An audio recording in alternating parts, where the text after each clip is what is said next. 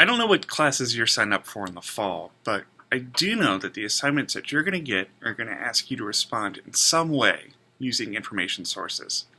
In a lot of cases, you'll only have to consult the sources that have been provided to you as class readings, but in the vast majority of cases, you are going to be required to locate your own sources relevant to the specific research topics of your assignments, and that may mean books, numerical data, surveys, transcripts of interviews, or scholarly articles.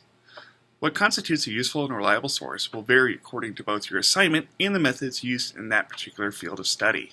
So the sources you consult in a macroeconomics class will be very different than the sources you would use in a stats class.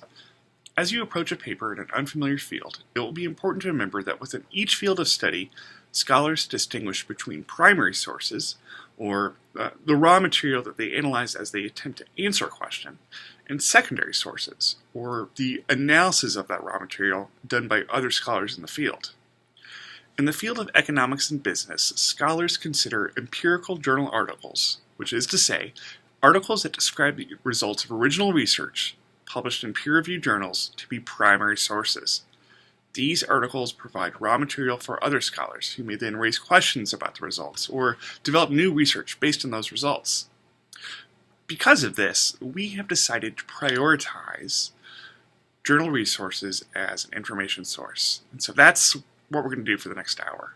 We're going to give you an overview on how to find and evaluate journal articles using the library's website. Now, this is just a brief overview. As a librarian, I know that information literacy is not a task that you can learn in an hour or a week or any other short period of time. This is a skill that you will learn and absorb in increments throughout your lifetime of learning. Let's get started.